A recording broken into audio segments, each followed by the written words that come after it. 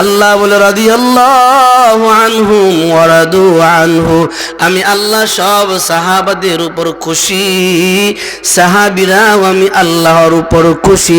কন্যা সুবহানাল্লাহ। সাদ ইবনে মুআজ দুনিয়া দেখে বিদায় হয়ে গেল। আল্লাহর নবীর চোখ বায়া বায়া পানি পড়ে, কান্নাকাটি শুরু করে দিল। দুজাহানের বাদশাহ যার জন্য চোখের পানি ফেলে দিছে, তার দাম তো কম না, অনেক উপরে। এ যুবক ভাই শুনো, সাদ ইবনে মুআজের ইন্তেকালের পরে আল্লাহর নবী ডাক দেয়া কয়, সাহাবারা তোমরা আমার সাদের জানাজার ব্যবস্থা করো, আমি রাসূল নিজে সাদের জানাজার ইমামতি করব। কন্যা সুবহানাল্লাহ।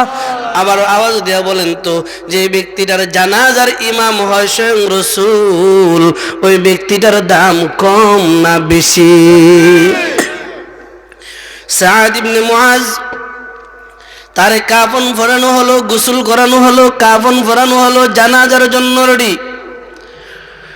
জানাজার ইমামতি স্বয়ং রাসূল নিজে করছে, নিজে রাসূল ইমাম, স্বয়ং রাসূল নিজে জানাজার ইমাম। আল্লাহর নবী সাদের জানাজা পড়ার পরে কবরস্থানে যখন তার লাশটারে রাখা হলো, এ যুবক ভাই ও মুরব্বী বাবা ও পর্দার আড়ালের মা, একটু আমার বিষয়টা খেয়াল করো। সাদ ইবনে মুআজের জানাজার ইমাম স্বয়ং রাহমাতুল লিল আলামিন, দুই জাহানের বাদশা। সাদের লাশটারে অন্ধকার কবরে রাখার পর সব সাহাবায়ে কেরাম কবরস্থান থেকে দূরে সরে গেছে, সবাই দূরে চলে গেছে। রাহমাতুল লিল আলামিন নবী নিজে দূরে যায় না, রাহমাতুল লিল আলামিন কবরস্থানের মাথার পাশে দাঁড়ায় রইছে।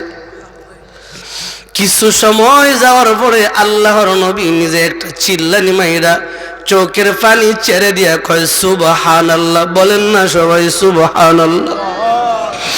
আল্লাহর নবী চোখের পানি ছেড়ে দিয়া কয়, সুবহানাল্লাহ। এই কথাটা বইলা নবী একটা আকাশের দিকে তাকায় চিল্লানি মাইরা কায়দা দিছে। কয়েক সেকেন্ড যাইতে না যাইতে নবী আবার বলতেছে, আলহামদুলিল্লাহ, আল্লাহু আকবার। সাহাবায়ে কেরাম দূর থেকে আশ্চর্য হয়ে গেল।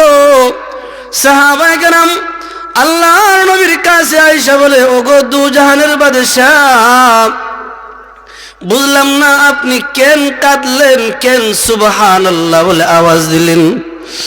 ওগো দুজাহানের বাদশাহ, আপনার কান্নার কারণ বুঝলাম না, কেন আপনি কাঁদলেন?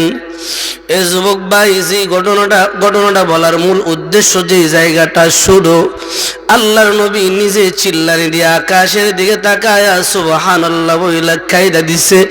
সাহাবায়ে কেরাম বলে, ওগো রাহমাতুল লিল আলামিন, কাদার কারণটা বুঝলাম না, কেন কাঁদলেন? বলে, তোমরা কেমনে বুঝবা? তোমাদেরকে তো আল্লাহ দেখায় না, আমারে আবার আল্লাহ কবরের দৃশ্য দেখায়, কবরের আযাব দেখায়। জানো, আবার সাদরে কবরের দুই পাশের মাটি ছাপ দিয়া লাইছিল। আমার সাদরে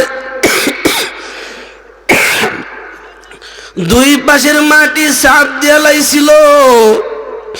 আমার সাদের কবরের দুই পাশের মাটি এমন জোরে চাপ দেওয়া শুরু করছিল, যে চাপটা দিলে আমার সাদ শেষ হয়ে যাইত। এই চাপটা দেখার সাথে সাথে আকাশের দিকে তাকায়া, আরশের দিকে তাকায়া আল্লাহরে ডাক দিয়া বলছি, সুবহানাল্লাহ। জানো, আমার ডাকটা শোনার সাথে সাথে আমার আল্লাহ কবরের মাটির ডাক দিয়া কয়, এ মাটি, কার জন্য চাপ দিচ্ছ? কাকে চাপ দিচ্ছ? পাশে কে দাঁড়ায় রইছে দেখছো নি? আমার দুই জাহানের বাদশা, আমার বন্ধু দাঁড়ায় রইছে। আমার বন্ধুর সাহাবীরে চাপ দিতেছো, সাবধান, কবরের মাটি চাপ দিও না। সাদের দৃষ্টি যত দূর যায়, তত দূর সাদের কবরটারে প্রশস্ত বানাইয়া দাও। ও নিয়ামতপুর এলাকার যুবক ভাই, মুরব্বী বাবারা, একদিন ওয়াজ করে নামাজ ছাইরা দিলে চলবে না। কবরস্থান কাউরে চিনবে না, কাউরে খাতির করবে না। সাদের মর্যাদা কত জানো?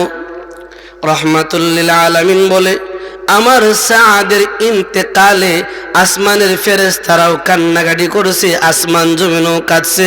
শুধু তাই নয়, আমি নবী যখন সাদের জানাজার ইমামতিতে দাঁড়াইলাম, এমন সময় আল্লাহর 70,000 রহমতের ফেরেশতা তার জানাজার নামাজ পড়ছে।